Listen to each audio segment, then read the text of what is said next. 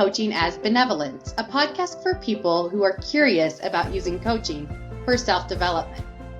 I'm Erin with Roots and Wings Grief and Loss Coaching. And I'm LaShawn with Michelle Sage Place Positive Intelligence Coaching.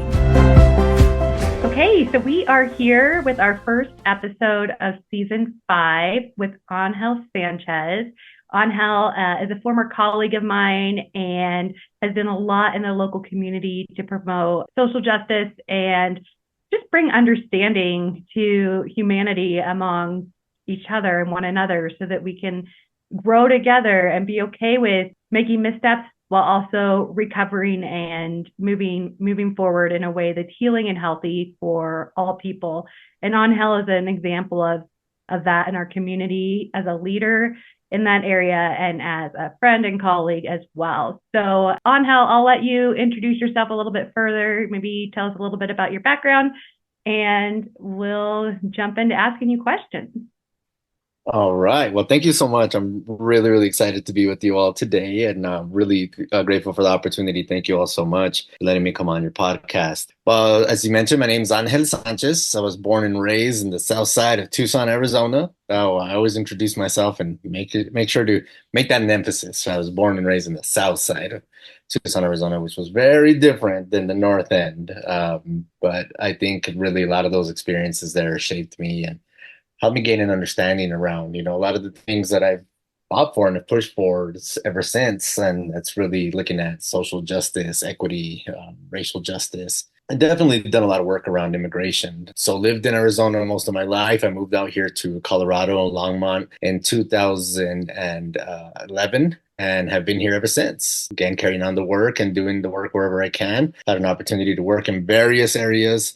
And in every single one of those stops, I really have just focused on how can we improve process and how can we improve systems, knowing that at the end of the day, when so many people are really facing their reality, really facing the struggles that they're going through, that a lot of what's impacted them is really systemic, really from lack of resources, lack of access, lack of opportunity, from, distorted identity, from conflict of societal expectations and cultural values and cultural norms and lived experience and so many different things. And so I've really just been fascinated about learning where people are from, what's really drives them, what's led them to become who they are, and what they are aware of that they have control over and what things they're not aware of, and how can they get more involved with those pieces. And so, yeah, that's a little bit about me. And obviously there's a lot more, but we'll talk a little bit more here, I think, throughout. Yeah, there's so much there. I'm really curious to know, you don't have to go into too much detail, but what is the difference between North Tucson and South Tucson? Sure. Primarily, it's economic. There's a lot more wealth, I think, on the north end. It looks very different. And there's also this very significant cultural shift. I mean, where I grew up on the south end of Tucson, Arizona, we often referred to it as Little Mexico. I mean, we were an hour's drive away from the Mexican border, and so it's very heavily influenced by the Latino culture, the Mexicano culture. You see it everywhere, the business names, the colors, the foods, right, the sounds. It's very much this vibrant, Mexican-American experience. As you move a little bit more north, it shifts. That's not to say there aren't aspects of it sprinkled throughout. I mean, at the end of the day, it still is the Southwest, still has that heavy influence. But there's definitely a shift. You start to feel like you're more, once you reach downtown, you start to feel, okay, you're within the buildings now, right? Here's these businesses, it's more corporations. And then you just start to see that influence of that financial influence, right? The grass is green on this end because we're actually watering the grass on this end. That's where the school districts that really have a low to almost non-existent percentage of students of color exist. And then, your houses are getting bigger. And so there's this community out there called Catalina Foothills that generally is kind of synonymous with wealth there, right? Even when you're growing up and you're living in, these areas of poverty, you don't think about it, but you know about it, right? The Catalina Foothills, that's where the rich people live. And as you get older, you start to kind of make more and more connections. But when you drive from one end to the other, you see that shift happen. It's definitely a different lived experience for sure. Yeah, it sounds like that part of the world has really shaped your identity. And we're curious what else has really shaped who you are and why you're here today. Sure. Yeah, definitely the environment, 100%, And I think for me, there was this moment of realization where I came to understand that my environment was as much influenced by things that I wasn't aware of, things that I didn't have control over or wasn't actively participating in, as much as it was influenced by what we developed it into. And so to speak a little bit to that, I grew up very much in a gang and drug environment and was very much a participant. And by that, I mean, you were guilty by association if you were growing up in the areas that we were, just by hanging out with the people you hung out with, just by going to school with the same people, right? That were involved in these kinds of scenarios outside of our school system, our school setting, excuse me. So, very much grew up in that kind of environment. As I said, I was very much a participant, and I accept full responsibility for all the decisions that I made in my life, right? Not everything that I've done in my life, as with all of us, am I proud of, but there did come a moment where I feel like I kind of started to recognize, okay, there's more to this picture than what we've just been living and experiencing, right?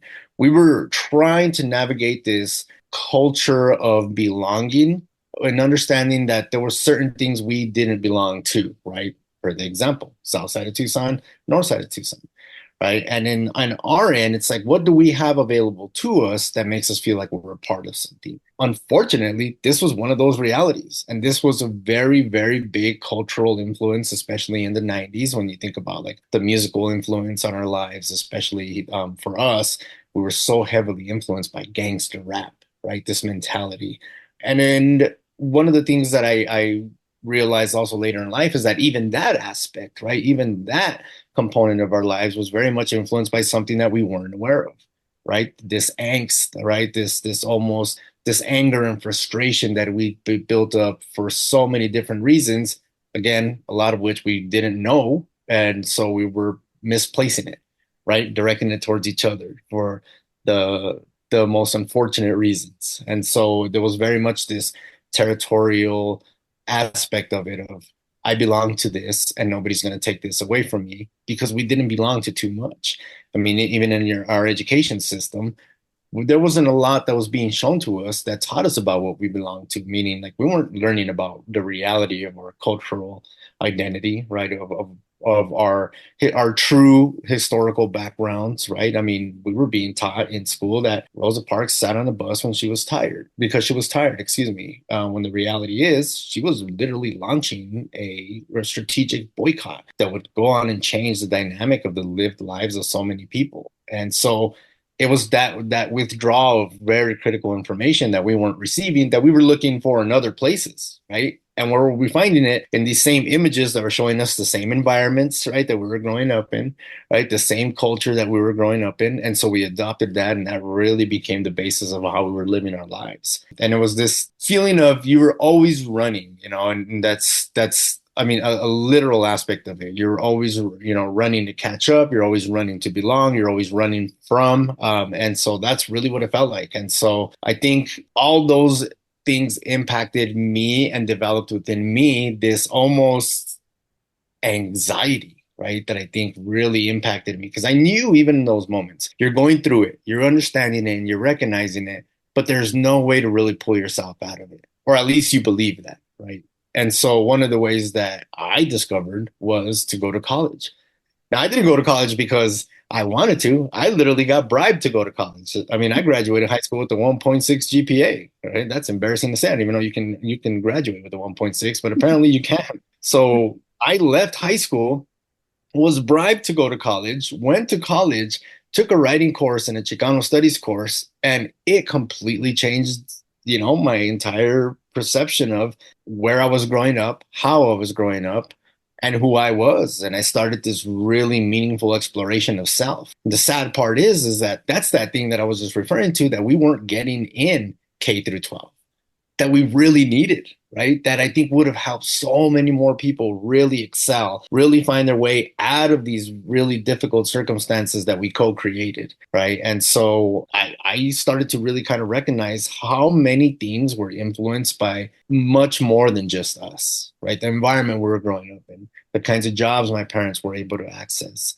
right? My parents' immigrant experience, the fact that there were people walking through our backyards. I lived, out in the desert, and there were people walking through our backyards constantly when I was a kid, and didn't come to understand until I was there in college that these were immigrants who had just made the trek walking from Mexico, like this treacherous journey, just for an opportunity for something better. And so all of these things start coming to focus, and then you start to realize, okay, there's a lot more to all of this picture than what we're seeing, right? A lot of these circumstances, and again, I accept full responsibility for everything, but a lot of these circumstances are also being dictated for us and not by us, or they're being constructed for us without us. And that includes the labels, right? How are we being labeled? All of these things. And so that was really, I think, for me, what kind of pushed me to this recognition of I want to know more. Not just knowing more about how all of these processes are influence our lived reality, but I want to know more about myself, right? I want to know more about what I can be, what I haven't been, right? What things that were a part of that negative part of my life can be turned into a positive, right? And shifted instead of just, completely dismissing this lived reality and trying to reinvent myself completely. It's finding understanding with all of those pieces and engaging with all of those pieces, right? It's almost that lost therapy that we were, for me, we're culturally told this is not what we do, right? But hey, it really was a therapy for me. And so I think that really was what kind of launched me into this space of social justice and social equity, was understanding that, yes, we need to create this level playing field for people to have success, but at the same time, it's therapeutic for people to be able to explore and discover all the challenges they've overcome, why those challenges were in place against them in the first place, and how they've helped them really be these strong individuals as opposed to feeling constantly defeated, if that makes sense. Yeah, there's That's a so lot. much there. Yeah. Knowledge is a really big part of your narrative and what you're talking about with the thirst for knowledge, wanting to know the bigger picture, realizing the bigger picture. And then that is an impetus for self-discovery, a journey within, and then also looking at what other people might be experiencing and how they're limited by what is given to them and also what is available to them. Spoke about the K through 12 curriculum. And I wonder, what tools did you use? Because, we're coaching as benevolent. So we often talk about, coaching for everyday life, coaching wisdom for everyday life. And we talk about using coaching to apply to our lives and navigating the systems that you talked about. Did you use any coaching tools, or what strategies did you use to discover more about yourself and your culture and how that plays into the bigger picture? Yes, that's a great question. And absolutely, I think coaching has always been a significant part of my life and my approach in so many ways. I mean, to start off, when I was younger, one of the places that I really did excel in was when I was being coached. And I mean sports, right? I mean, things of that nature where you literally had somebody who was teaching you something and you knew that that was their role and that was their job.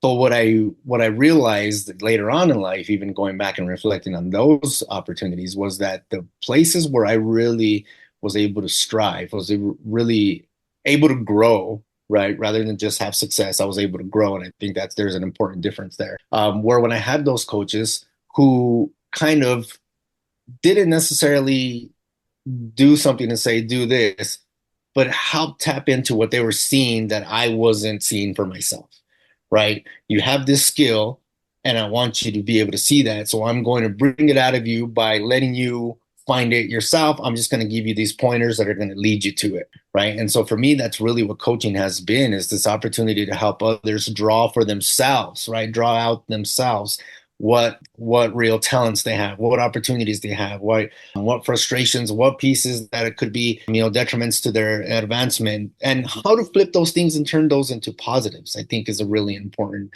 part of that process. Is let's take what you don't know and let's not accept that as an absolute, but let's build and develop that piece out and give you a process of practice that's going to help you develop that out. And so for me, it was a lot of that. I had to give myself a lot of slack, right? And I had to really discover a lot of acceptance. And so one of the things I had to do was, how do I coach myself through these processes, right? What am I going to do? And it was a matter of really just asking those open-ended questions. If this is how you're feeling right now, what is the thing you need to overcome that piece? Or where do we even start? And if you don't know what that is, who's the person that does know, right? And it was the same thing in sports. It's like, I don't know how to do this thing. Who's the best person on our team that knows how to do that thing? And how can I tap into that person to help bring that out of myself? And so it was really just asking those open-ended questions. And then once I kind of felt like I was getting to a place of discovery, it was pushing the envelope, right? Digging even further. I always say in my trainings and my practice with anybody is, bring your shovel. We're going to dig. We're going to dig. And as soon as we reach that point, right, that aha moment, we're going to dig some more. And we're just going to constantly keep looking and evolving. And I think that's easy to get lost in when you start living by yes or no, right? Or you start even accepting accomplishment as an absolute. Right? I did this thing. That's great. Right? I went to school. I got a bachelor's degree, and I'm very privileged to be able to have done that. And yet that's just one other stop in my educational journey. And then also learning that there are ways that I need to be educated beyond any textbook that's going to be provided, right? Any structured classroom that are going to help me evolve and be better as a person. And so for me, that coaching process of constantly asking myself, what are your skills right now? And what is the thing that you need to refine that skill? Who are the people that are going to help you refine those skills, right? And so coaching has been an absolute critical part of it. And it's a process that I use regularly in everything that I do, teaching my kids about cleaning the room, take some coaching skill, right? Even in my own relationship with my wife, that takes some coaching skill, and my relationships at work, right? And also the ability to be coached, I think, is really critical. The ability to not take things at a personal level, but understand that these are opportunities for growth. I don't see, and I think this is one of the big things that I discovered for myself that helped me out a lot, was I don't see everything there is to see about myself. And so when others can give me, right, some feedback or some tips and opportunities, that's huge for me. Because I'm like, okay, I don't know what I don't know.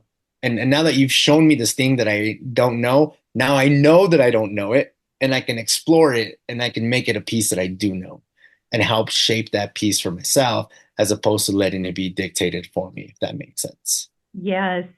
Wow. You highlighted so many different pieces of coaching. I like where you started with, it's not absolute. And I think that is such an important piece to that. You then tied in, you get the shovel and you keep digging, right? It's not this finite process. It's much more than that. And the level of reflection that you talked about is also another, significant piece of coaching, that self-reflection, and then that utilizing the resources of bringing in other people to help you when you need that, or to help you see things when you can't. I mean, coaching to me is so transformative in so many ways, and you highlighted a lot of them. And I think that in today's society, we are fed through the media and other ways, absolute. You either align with this or you align with that. And it's really challenging because of the frequency of the cycle of information and the lack of the quality of information, truly. So I kind of want to bring that to the present here today about coaching and how that could potentially be a tool or a resource for us to have more informed conversations across the political aisle. So my question is, what can we start doing in our own communities to talk with people who are different than us or believe things much differently across the political ideology? What can we do, and how can we use coaching as a part of that process? Yeah, that's that's a tough one.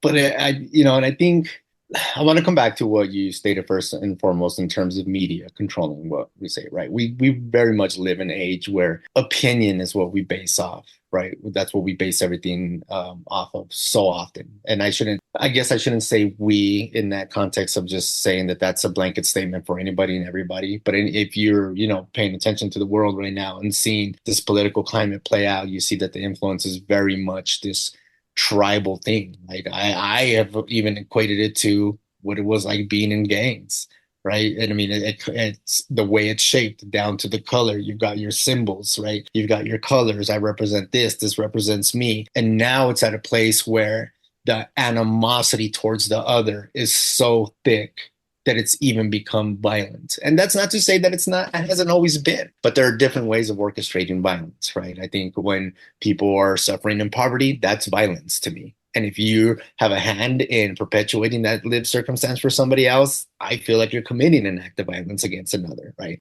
But that's a completely different conversation. But the point being here is because it's so at odds and so contradictory of what the other is, there's this need, want, and desire, and almost this kind of acceptance of a responsibility to be completely other than you are, down to what you believe as a matter of opinion. So much so that I think a lot of folks now in this day and age, like you said, are getting their information from media. And that's not to say your local cable news network, right? This person who, right, verified the factual information over here, but these people who speak like you or are coming from that same side as you, right? And essentially wearing the same color, right? And when the facts themselves don't support that mentality, you're willing to shove those aside to say, well, actually, I like the way you say this, so I'm going to go based on that because that fits with me a lot more so than the actual truth of the matter, right? And so it's very much this, I don't like the way you say this, I like the way you say this, so this is what I'm going to believe. And it's this very opinionated approach to making things concrete and factual when sadly, unfortunately, they may not be. But then that's what we're accepting, right? And so when you think about it in those terms, this is where I think coaching is an absolute critical skill and valuable tool to approach those realities. Because in that sense, you're not coming at somebody as, okay, I'm from the other team and you're from the other team. So, right, I need you to see things the way I see them. But it's rather of, let's explore why you see things the way you see them, right? Let's tap into that. Oh, as you're asking this question, this open-ended question, hey, this thing just came out. Let's talk about this piece, right? And so now you're in this process where your information sharing and an individual's drawing on their lived experience and reality by just pulling on these open-ended, questions and supports, that it feels very different than I'm basing this off of that opinion that I heard, right? But rather I'm basing this off of who I am, where I come from, what I've learned, what I've been taught. And now I can start to question that without being questioned, right? So don't question whether I'm patriotic or not. But let's also talk about this thing that you believe, right? Let's explore that. Where's that stemming from, right? What's led to that? What in your cultural upbringing, right? What in your lived experience has lent insight for you to adopt that as truth for yourself? And by having that in the context of a conversation and really coaching somebody to get there for themselves, I think gives them that agency back where they don't feel like I'm being told by somebody that I've learned to be, or I've been taught to disagree with, right? From the simple fact that I'm this side or that side, right? Now I'm having a conversation with myself rather, where I can draw on that and question that from a place of safety, right? And now it's okay. Hey, well, I never thought about that before. I'm going to think about that for me. And it's not somebody else giving you something to think about for you, right? It's about you. It's about where you come from. It's about who you are. And so at the end of the day, I bring this back to sports all the time. I think about sports and how we're just this collection of, kids from all walks of life. And you've got this leader at the forefront who's got to find a way to have you connect and move in unity, right? And so how do you do that? What do you bring to the table? It's not just, hey, here's the ball, right? Start dribbling and start shooting it, start swinging at it, start throwing it. It's how do we do this in tandem and together? And that's where I think it's so absolutely critical to find out what is your individual skill, what is your individual value, And how does that make you unique to this team, as opposed to just falling in line with what everybody else in the team is saying? Does that make sense? And so I think when we're having these conversations, to remove that opinionated approach that we have our mindsets entrenched in, it's really opening that door to, let's have a conversation and let's explore together, right? As I mentioned earlier, right? Let's bring the shovels, let's dig. And I think in that way, folks have that opportunity, as I mentioned, to find themselves in that process and question it for themselves, as opposed to feeling like somebody's questioning you or who you are, if that makes sense. Now, those are really good points. I love that you focus on the individual that you're talking to, and it's more of a exercise in them exploring their own ideas, opinions, and you being curious about them.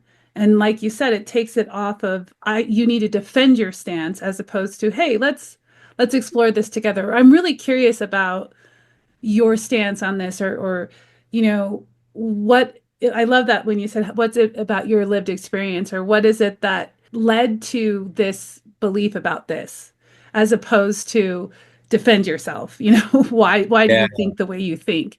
I really like that. That's a really great approach to talking to someone who represents the other team, or who might have values that are opposed to yours, might seem that the values are opposed to yours, and that's just at the surface. I think it's really important. And I love your metaphor with digging, getting below the surface and finding our aspirations, values, hopes, and dreams, and see where they might intersect. Because in a lot of ways, we have the same aspirations, but we're going at it differently. And when we can get down to like, what is motivating you, then maybe we can find some common ground. Yeah, I think that's a great way to put it. The defensiveness, I like how you frame that. And then also what's motivating you. I think that's also important because sometimes, you know, people, like I said, I maybe aren't really thinking about what is motivating me, right? Other than, hey, my parents were part of this political party and they told me that this was the way it's supposed to be. And you've accepted that, right? As opposed to having your own agency in that process and saying, well, wait a minute, maybe I disagree, right? Different generations may have different lived experiences and may lean in different ways, and that's understandable. But I think in that respect, that's where I think also that cultural component comes into play, right? That in some instances can very much be a barrier to that process, right? In that, for example, growing up in the culture that I did, right, and there was very much this patriarchal, this masculine approach in how the men viewed the women and how the familial unit is supposed to operate. And so, in a lot of instances, the lived reality that we were facing, we had to kind of bottle some of that up and just accept it as such because we're being taught by our older generation that's just not how we do things. But yet it's a different time that requires us to do things differently, but we're trying to adopt this same system, right? I would even go as far as to say of contradiction, right? The same system of I guess it's just this stronghold on this is how things are supposed to be, right? As opposed to this flexibility of saying, okay, we're from a different generation. These are different times. Maybe it requires a different way of thinking. Maybe it requires a different approach, right? To give you a basic example, my parents think about recycling very differently than I do, and absolutely critically differently than my 19-year-old does, right? Because their generation is well aware of, hey, the resources that are available to us are being depleted at an alarming rate because you all didn't do your part. And there's this disconnect, right? But that cultural component, I think, for me and my own lived experience was very much framed from that masculinity, very much that machismo, that bravado kind of approach on the male side of things. And because of that, you fail to give an individual the opportunity to explore the aspects of themselves that they need to overcome the barriers that they're confronting, right? And I think for us in my generation and what we were recognizing was very much that, hey, there's pain here, there's sadness, right? We should be crying about this together. I should be crying about the way I feel. But instead, I'm going to, suck it all in, bottle it all up, because I've been taught by the man in my life that that's not what it is to be a quote unquote man, right? And so there are these barriers that I think beyond even just the political that exist for us that are also very close to home, right? And I think that cultural identity has a lot to do with how we're influenced and how we adopt those practices as well. Yeah, I love your ability to look at the microscopic lens and the macro level lens and really thinking about how our cultures shape us and then how generationally we are shaped and we shape our generations. And I think you make such an important point about different generations need different things. And so how can we look forward to the future to build the life that we can all find abundance in? And I truly do believe in this theory or this philosophy around abundance over scarcity, right? We get told there's scarcity, and there is with how we've used resources. Yes, there's that piece, but there's also another way to look at the world. And coaching helps us open our eyes to the abundance that everybody can bring their best self to the table and everybody can have a chance and those types of things. So on that note, I'm just curious, what inspires you? Oh, wow. Honestly, I think it's that. I think it's meeting and learning from people who have had that opportunity to break out of that box and learning, like, how did you do it? What did you see? What did you find? How did you find value in the challenge? And I think seeing that growth mindset, that's what really inspires me. When I read a book from Ibram Zandi, right, and how to be anti-racist, like it's great, beautiful knowledge, and at the same time, it's like, what made you come to that moment? How do you overcome the challenges and barriers of your lived experience and create something like that? So it's not just what you created, but how you came to actually create that, and that curiosity of that kind of human spirit to overcome, like that's really what inspires me. Like thinking about, so many people in the past who helped, shape the opportunities that we have today. And just thinking about that, the bravery, the challenge and everything that went into your decision to take that step, as terrifying as it may have been, as challenging as it may have been, as steep as that hill looked, right? You still decided to start to climb, whether you finished it or not, right? You went for it. And it's always that aspect of the human spirit, that human condition that pushes somebody to say, I have to, right? As opposed to, hey, I want to do this, or I think this is a good idea to try, but I have to do this. What sparked that in you? So it's this curiosity of humanity. Like I constantly look at people, and I do this thing where I people watch, as I think a lot of us do, and I will see somebody do a basic thing, and I ask myself, what caused that person to do that thing right now? Like, what led you to do that? And it's just this constant curiosity that always inspires me to want to learn more and know more about how we operate, how we see, how we think, how we feel collectively, individually, where we share those experiences, where we deviate, and then why, and being curious about that. So as I'm hearing myself say this, I think curiosity is a big piece, right? But it's also that growth mindset. I think one of the things that I have really, really adopted from all of these processes and especially from coaching is that idea of there's an opportunity to constantly grow and never hit that point of, right, okay, I've made it to where I needed to, and now my purpose is to produce, right? And I think that happens far too often. We're given the knowledge of production, and once we get to that place, it's like, okay, this is my place. This is what I'm meant to do. I'm like, no, it's not. And everything we do doesn't have to be for production of value for somebody else or even for yourself in terms of like, like a monetary aspect, right? That value is for also your growth as a person. And what are you offering others other than a service, right? And so one of my big goals in my life is to leave behind really just this legacy of opportunity to explore. That's really what I want to do, is teach people how to explore, how to challenge, right? How to question, how to keep digging, right? As I've stated. And, just I think that reality for me is what scares me the most, is getting to a place where that's no longer true for me, right? Where I've come to a place where I don't feel a need or desire to pick up another book and read about this thing, where I don't see another person do this random thing out in public, and now I'm curious about what that, right? Or that sparks some level of curiosity inside of me. And so I think I'm just really motivated by that, wanting to know more and wanting to explore more, but that level of curiosity and that individual growth mindset. How to become more without needing to be more for everybody else, if that makes sense, right? It's Yeah. okay to grow as an individual and have more for me, then not just necessarily for the means of being able to produce something that's going to be of value for others. Even though I think and I believe wholly that that simple process of exploring and being more for yourself does become of, absolute value for anybody else and others in your relationships with them and how you approach them and what you're giving to society, right? And so yeah, I'd say that's really what my biggest driver is and my biggest motivator. Obviously, my kids, as as any parent's gonna tell you, your kids motivate you.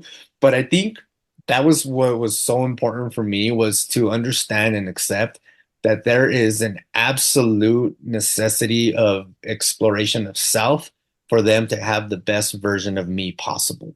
And to accept that as not selfish, but also find a way to make it to that it's not, where it's not selfish, right? Where I'm not, kind of losing sight of these responsibilities that I have, right?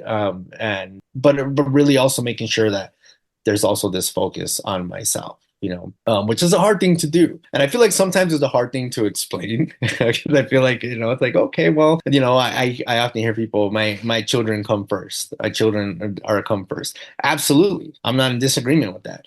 But I look at, for example, my relationship with their mother. And I'm like, if I didn't have this relationship with her and this shared love and commitment, we don't have, these gifts. We don't have these children. And so for me to move from that to them and say, you're now at the forefront, I think really does a disservice to what got us this tremendous opportunity in the first place. And I think for us as individuals, it's sort of that same process. Whatever I've been able to offer anybody or everybody that I've come in contact with, I wouldn't have been able to do that had I not focused on that relationship first. Yeah, there's so much there. It's such a richness. And I love the curiosity and it's almost like a calling to, find out what's going on and why that is, and being really curious about life and humans and how we interact and the bigger picture. I'm curious to know, I guess this would be kind of a final thing because we're getting close to the end here. But I'm just curious to know if there is anything else that you would like to tell our listeners, anything that we haven't touched on in this conversation that is on your mind that you would like to share with our listeners. That's a great question. I think there's definitely always a lot, but it's always that moment of like, now you're on the spot. So now you're not thinking of any of it. I think a lot about, okay, I guess I'll say this because I talk about this. I didn't grow up. And at any point growing up, when I was asked, what do you want to be when you grow up? At no point did I say, I want to be a social equity coordinator, which is my current title. I want to be a racial equity manager, which is a title I had before, right? That's just not something that existed or something that, you thought of, or it wasn't a profession, right? And so to become those things, it's a beautiful thing. It's an unfortunate reality, right? But yet it's a beautiful thing to be able to say, this is my role and this is my work. Because so much of what I learned in the process of that self-discovery, of that exploration, led me to develop the skills and tools I need to be able to have those conversations, right? And I say have those conversations because I don't feel like it's a responsibility of me teaching anything. In terms of the teaching aspect, it's only a matter of, let me show you this resource that I've been able to tap into that kind of triggered some interest in my brain, that helped some exploration in my own mind. And let me expose you to it, as opposed to, let me teach you how to do equity. That's not, or, that's just not a thing. And I think that's so important to acknowledge. And the reason I say it's so important is because, especially right now, you think about things like DEI, which social equity, racial equity really fall under, right?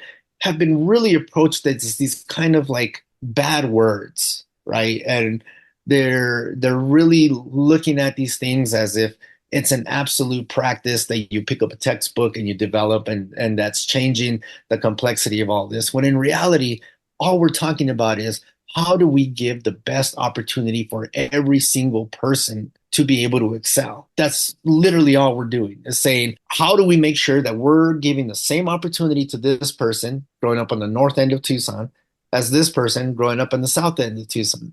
But you can't do that without fully exploring the reality of where they're coming from, which I think is everything that we've been talking about, right? And why coaching, I think, is so critical of an aspect of that. You can't really discover how to properly and effectively create a level playing field for people to succeed if you discount their lived experience, their historical challenges, barriers, right? Their pain, their suffering that's been carried over generation to generation. You've got to understand and recognize the reality of the color of somebody's skin and how that factors into their lack of access to resources or their privileges and access to resources. And really accepting that for yourself and saying, despite the fact that I didn't create this environment for myself, I'm very much a part of it now. And now that I'm very much a part of it, what power do I hold to say, I feel like we should all have the same access and opportunities? And when we start to look at that, all we're doing at the end of the day is trying to give every single person the best opportunity to excel, to be themselves fully, wholly, with every single aspect of their identity, what's been created for them, what's been created without them, what's been created by them, all of those pieces. And if I'm not a part of that, and I'm not curious about that, then I'm going to limit myself and my ability to really understand what equity really means. And at the end of the day, equity is just a matter of finding the best support for everybody to live their best life. It doesn't mean everybody has to have this enormous house, everybody has to have a nice car. It means that everybody has to have value and how they feel about themselves and what they're contributing to society, right? Everybody has to have opportunity and be able to create value for their future generations, for their kids, for their kids' kids, without the struggle of the economic, social, and political conditions that we're constantly faced with, and that pile on and really make it feel like this very difficult climb. And so I think for me, that's one of the most important things that I try to stress and that I want people to know and understand, is that when we say equity, it's not in the vein of the way we're talking about DEI and DEI matters now, as it's, as this practice in companies and organizations that's changing the way they think. It's really just an exploration of the human condition, one that we've helped to form, that we need to dismantle, and one that we need to understand for ourselves to really fully be not only in acceptance of the people that we don't know and don't understand, but honestly, fully in acceptance of ourselves as human beings, right? For me as an individual to create or be a part of the creation of a barrier for somebody else and just take that as, oh, well, that's just the way it is. I don't know how I live with myself knowing that. And that's not to say that I've not or that I don't contribute to that, because we live in so many systemically constructed conditions that there's not a day of my life where I'm not contributing to some aspect of racism. And people are shocked when I tell them. How shocked would you be if I told you that every single one of us sitting in this space right now contributes to racism on a daily basis? And there's always this response of, well, I'm not racist. And I'm like, I never said you were. What I mean to say is that when we just wholly accept the conditions that have been created for us and not by us, then we've bought into this systemic, right, this systemic system of production. And by doing so, we're not questioning how the barriers are being set for others. And if we're not first and foremost questioning those, we're not being truly informed for ourselves on how can I be a solution to this, and how does that help give an equitable opportunity to the next person, right? Or to that other person. And I think that's one of those things, I talked about my curiosity of when I see people do things in public, is that's what always jumps into me, is what barriers and challenges have been placed in your way that leads you to act in the way that you act. And so I think for me, that's one of the most critical pieces, is understanding that when we talk about equity, when we talk about social justice, we're not talking about taking away. We're really talking about creating, right? I think we've taken so much away already that it's so difficult for us to understand that giving back means creating opportunity, right? And it's like I don't want to lose what I have, right? I don't want to lose my financial stability or security. And I understand that anxiety. And at the same time, it's understanding that that is in no formal way what this means or what it's intending to do.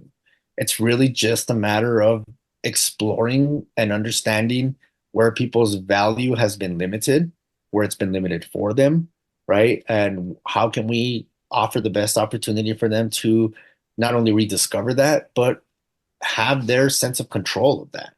And I would want this exact same thing for anybody, right? And so when we choose to say that certain people live the way they live because they've accepted that, we're doing a disservice by not exploring the equitable aspects of why they're even having to make those decisions in the first place. And so I think that's one of the most critical things that I really want people to know is don't accept this conversation around DEI as it's being had right now, because right now the conversation around it is it's this good thing or it's this bad thing, when really it's both. It's exploring the bad things and trying to find a way to the good, right? And it's not necessarily taking responsibility for those occurrences, but saying I was unaware of them. And now that I know, now that I see, right? You don't know what you don't know. But now that I know, I can become more knowledgeable. I can become more supportive. And from my place where I sit, I can have value in somebody else's lived experience. I think that's so critical. You know, we're so focused and we're taught to look at the value that we offer in our own circles that we often forget that at everybody else's circles is going to influence ours still at the end of the day, right? Like we talked about, the whole recycling piece with my daughter. Like we're going to share this planet no matter what side of town you live on. And until we have a shared acceptance of responsibility, we're not going to see the resources that we need taken care of in a way that's going to be helpful for future generations. And if we don't treat equity in that same way, through that same lens, then we're going to be always navigating this divide of misunderstanding. Well, I'm like, I don't even know if we need a coaching nugget of wisdom because there was so much today. But at the end of each episode on how we go around and share one nugget of wisdom from the conversation today that really stood out to us. So when we have guests, we usually go with LaShawn and I will share first, and then you'll share last. So LaShawn, is there a nugget of wisdom you'd like to share? There are so many nuggets of wisdom, but the one thing that comes to mind is the idea of, asking ourselves those open-ended questions that are going to lead to self-exploration. I do believe that world peace and changing the world, it's like be the change you want to see in the world. I think that starts with asking ourselves those questions and, really exploring what motivates us and finding our agency. I think agency is really big. So my coaching nugget of wisdom would be, how can you ask yourself those open-ended questions that are going to lead to deeper self-exploration? I love that, LaShawn. And agency was coming up for me a little bit differently, I think, in terms of how we use our own curiosity and agency to lead to abundance, not only for ourselves, but, just in general and others as well. Just going back to that mindset that abundance is available to all. We just need to be open to what that looks like and what we can do to help that along. So that's kind of something that stood out to me today. It's the shovel, right? Everybody has them. I always got to teach them how to use it. Dig and dig, right? That curiosity. I think for me, that's probably the thing that jumped out the most is I don't think I've ever really truly explored everything from that space of framing it as curiosity, right? Just talking with you all today was really great for me because as I'm talking and as I'm sharing, I'm realizing how much I'm coaching myself in that moment, right? There's this framing of what I'm saying where I'm like, all right, maybe I've never said that before. I never thought about it that way, or whatever that might be. But that's why that conversation is so important, right? And I think like I go to therapy, and why therapy is so important because that's a space that offers that opportunity, right? And so we can be in constant therapy of ourselves if we're doing it right for ourselves. If we learn the practice of how do I explore through these open-ended questions. And so for me, I think that it's that curiosity. It's not always just accepting, but being curious and keep asking the question of why, how, and not just why and how did this occur, but how do I now move away from it, right? And how do I contribute otherwise? And so curiosity, I think, to me is such a critical piece of this. And so I'm just really grateful for this opportunity, for the conversation to, kind of be in community with you all and talk to some of these things. And I'm sure we can talk for hours and hours about all of this. And I absolutely would love an opportunity to engage with you all again. But yeah, thank you so much. I'm really grateful for the chance to talk with you all today. Yes, thank you. We have been speaking with Angel Sanchez, I would say social justice champion, community champion as well, and someone who really cares about others and leaving a good legacy behind that helps humanity move forward. So thank you, Angel, for joining us today. Thank you. Thanks for joining us for Coaching as Benevolence. I'm LaShawn with Mayshell's Sage Place, Positive Intelligence Coaching. And I'm Erin with Roots and Wings, Grief and Loss Coaching. Have a benevolent day.